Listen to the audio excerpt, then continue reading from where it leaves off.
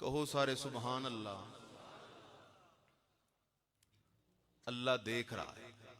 کون دیکھ رہا ہے؟ علماء بیٹھے ہیں، جب زمین پر زمین والے مجلس لگا کر اللہ کے تذکرے کرتے ہیں، اللہ فرشتوں کا جلسہ بلا کر اپنے بندوں کے تذکرے شروع کر دیتا ہے۔ اللہ اکبر۔ اب لا الہ الا اللہ کو سمجھنا ہے، اور یہی سمجھانے کے لیے کم و بیش 1.25 لاکھ انبیاء آئے۔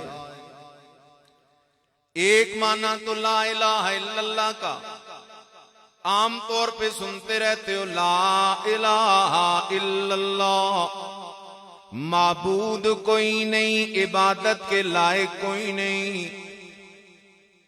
معبود کوئی نہیں، عبادت کے ولی اللہ کے پیارے ضرور ہیں، لیکن کوئی ولی عبادت کے، نبی اللہ کے پیارے ضرور ہیں، لیکن کوئی نبی عبادت کے۔ جب ولی عبادت کے لائق نہیں، نبی عبادت کے لائق نہیں، تو آج جن قبروں پہ میرا نادان 2 سجدے کر رہا ہے، یہ قبروں والے عبادت کے لائق کیسے ہو گئے؟ لا الہ، سجدے کے لائق کوئی نہیں، رکوع کے لائق کوئی نہیں، طواف کے لائق کوئی نہیں، نظر نیاز منت منوت چڑھاوے کے لائق کوئی نہیں، غائبانہ پکاریں سننے والا کوئی نہیں، الا اللہ، مگر اکیلا کون ہے؟ لیکن آج ذرا میں نے سورہ یوسف کی تلاوت کی ہے، اللہ نے سورہ یوسف کی ابتدا میں ایک عنوان عجیب رکھا ہے، فرمایا نحن نقص علیک احسن القصص بما اوحینا الیک ھذا القرآن وَإِن كُنتَ مِن قَبْلِهِ لَمِنَ الْغَافِلِينَ۔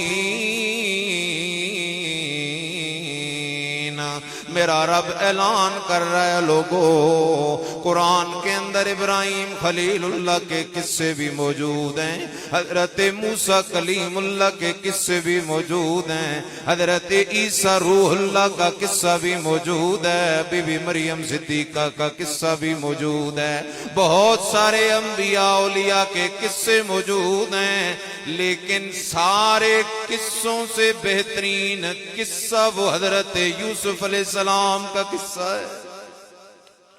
احسن القصص، سارے قصوں سے احسن قصہ حضرت یوسف علیہ السلام کا قصہ ہے۔ اب مفسرین نے یہاں اللہ اکبر سوچو بچار شروع کر دی، حضرت یوسف علیہ السلام کے قصے کو احسن القصص کیوں فرمایا؟ کسی نے کہا وجہ یہ ہے بالترتیب سارا قصہ آ گیا ہے، کسی نے کیا وجہ بتائی، لیکن میرے مرشد حضرت مولانا حسین علی الوانی رحمت اللہ تعالی علیہ فرماتے ہیں، اللہ نے حضرت یوسف علیہ السلام کے قصے کو سارے قصوں سے بہترین قصہ اس لیے قرار دیا کیونکہ اللہ کی توحید کا مسئلہ جتنے بہترین انداز سے حضرت یوسف کے قصے سے سمجھ آتا ہے، کسی اور قصے سے سمجھ۔ ذرا خیال کر، توجہ کر میرے عزیزوں، میرے بھائی توجہ کر، کیا پتا کس گلی میں زندگی کی شام ہو جائے، میرے مدنی کی شفاعت کا مستحق تو بن۔ لا الہ، جاگ رہے ہو؟ اب میں نے 6 جملے کہنے ہیں اور اس پر حضرت یوسف علیہ السلام کا قصہ سنانا ہے۔ لا الہ، حاضر و ناظر کوئی نہیں مگر اکیلا کون ہے۔ لا الہ، دلوں کے حال جاننے والا کوئی نہیں مگر اکیلا کون ہے۔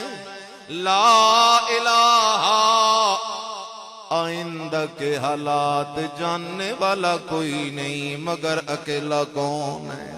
لا الہ، غیب دان کوئی نہیں مگر اکیلا کون ہے؟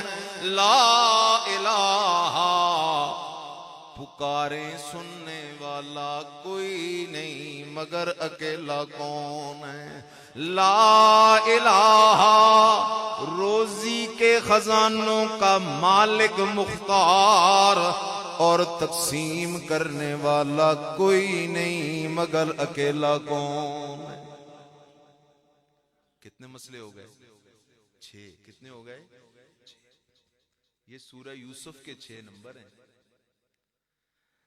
میرے عزیز، پہلا مسئلہ حاضر اور ناظر، ہر وقت ہر جگہ بیعتبار علم اور قدرت کے موجود ذات ہے تو صرف کس کی ذات ہے؟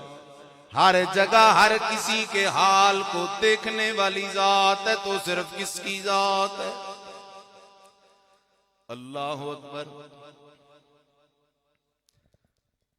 حضرت یوسف علیہ السلام کے بھائی یعقوب علیہ السلام کے بیٹے سر جوڑ کے بیٹھ گئے، مشورہ کرنے بیٹھ گئے۔ ایجنڈا کیا ہے مشورے کا؟ ایجنڈا یہ ہے کہ یوسف سے کیسے جان چھڑائی جائے۔ ہر وقت بابا کی زبان پہ ہوتا ہے یوسف یوسف یوسف یوسف، گھر میں ہے تو بابا یوسف ساتھ ہے، کسی مرید کے پاس جا رہا ہے تو یوسف ساتھ ہے۔ پیار بابا ہر وقت یوسف سے کرتے رہتے ہیں، کوئی تدبیر کرو نا تاکہ یوسف سے جان چھڑا لے۔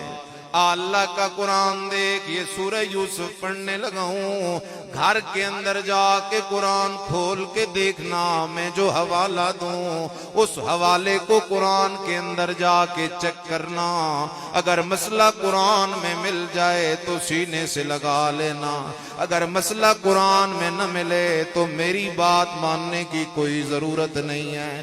ذرا خیال کر میرے عزیز، اذ قالوا لیوسف وَأَخُوهُ أَحَبُّ إِلَىٰ أَبِينَا مِنَّا وَنَحْنُ عُصْبَةٌ إِنَّ أَبَانَا لَفِي ضَلَالٍ مُّبِينٍ اقتلوا يوسف أو اطرحوه أرضا يخل لكم وجه أبيكم وتكونوا من بعده قوما صالحین۔ مشورہ کر رہی ہیں کیسے جان چھڑائی جائے یوسف سے۔ ایک کہتا ہے یوسف کو قتل کر دو، یوسف کو قتل کر دو۔ دوسرا کہتا ہے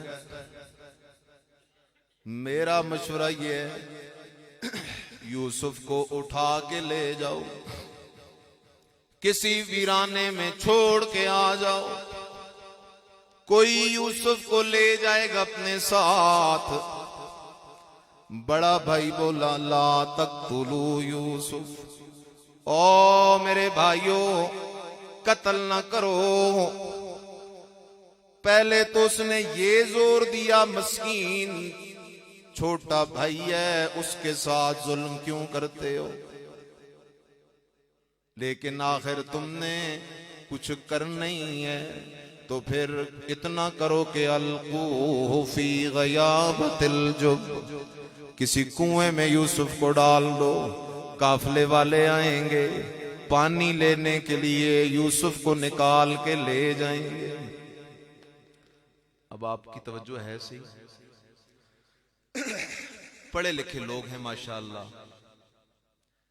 یہ مشورہ ان بھائیوں نے کیا یا نہیں کیا؟ کیا نا، مشورے کے لیے آسمان پہ چڑھے تھے، اسی بستی میں جنگل میں گھر کے کسی کمرے میں بیٹھ کے انہوں نے کیا کیا؟ مشورہ کیا۔ لیکن حضرت یعقوب علیہ السلام کو اس مشورے کا پتہ، زندہ نبی ہے، گھر میں بیٹھا ہے، اسے اپنے بیٹوں کے اس مشورے کا پتہ نہیں چلا. اگر حضرت یعقوب علیہ السلام حاضر و ناظر ہوتے تو بیٹے یہ مشورہ کرتے صحیح. ان کا عقیدہ ہوتا کہ ہمارا باپ جو اللہ کا نبی ہے وہ ہر جگہ حاضر بھی ہے اور ناظر بھی ہے. جیسے میرا نادان دوست کہتا ہے دم بدم پڑھو درود، حضرت بھی ہیں یہاں موجود. مصلی بھی خالی چھوڑتا ہے، صوفہ بھی خالی چھوڑتا ہے. قرآن دیکھنا، اللہ اکبر، ہر جگہ ہر وقت حاضر و ناظر ذات ہے تو صرف کس کی ذات ہے؟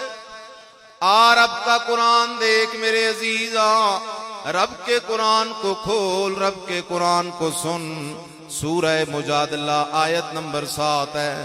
الم تر ان اللہ یعلم ما فی السماوات وما فی الارض ما یکون من نجوا ثلاثۃ الا هو رابعهم ولا خمسۃ الا هو سادسهم ولا ادنى من ذلك ولا اکثر الا هو معهم اینما كانوا ثم ينبئهم بما عملوا يوم القيامة ان الله بكل شيء عليم.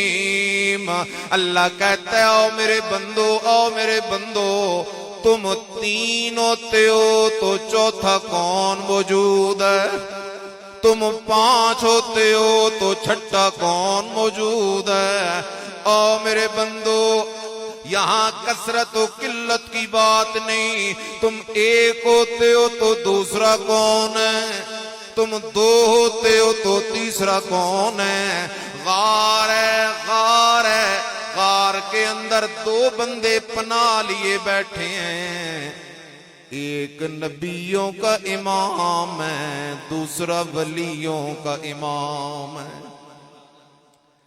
ایک نبیوں کا امام میرا مرشد محمد الرسول اللہ صلی اللہ علیہ وسلم، دوسرا ولیوں کا امام سیدنا صدیق اکبر رضی اللہ تعالیٰ عنہ ہے. اچانک نظر پڑی حضرت ابو بکر صدیق رضی اللہ تعالیٰ عنہ کی. دیکھتے کیا ہیں کہ کفار کے پاؤں نظر آ رہے ہیں، آہٹ محسوس ہو رہی ہے.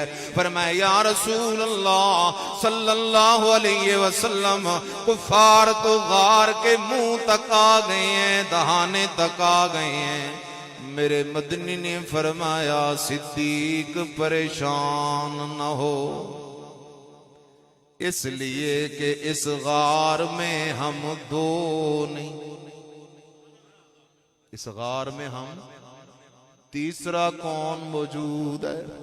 ان اللہ معنا، اللہ ہمارے ساتھ موجود ہے. اور میرے عزیز خیال کر، غار میں میرا مدنی ہے تو اللہ ساتھ موجود ہے. مچھلی کے پیٹ میں اللہ کا پیغمبر حضرت یونس علیہ السلام گرفتار ہے، وہاں کون موجود ہے؟ وَظَنُّونَ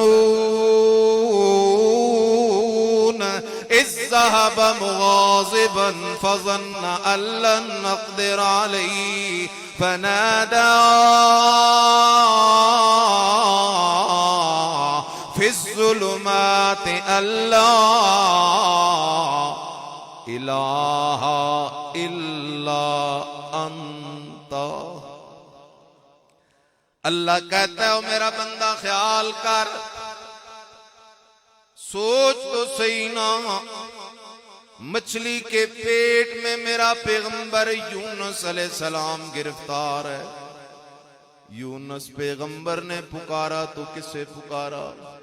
اس لیے کہ مچھلی کے پیٹ کے اندر 3 اندھیروں کے اندر یونس پیغمبر کے حال کو دیکھنے والا ہے تو اکیلا کون ہے؟ جاننے والا ہے تو اکیلا کون ہے؟ اس لیے اللہ کہتا ہے وَظَنُّونَ، یاد تو کرنا میرے مچھلی والے پیغمبر کو تاکہ تجھے میری توحید سمجھ آ جائے. اذ ذهب مغاضبا، نکلا غصہ غصہ کہ میری قوم والے خدا کی توحید کا مسئلہ سمجھتے کیوں نہیں. فظن ان لن نقدر علیہ، گمان یہ تھا کہ اللہ کی طرف سے کوئی تنگی والا معاملہ نہیں ہوگا. اللہ اکبر، پہنچ گیا مچھلی کے پیٹ کے اندر. فنادا فی الظلمات اللہ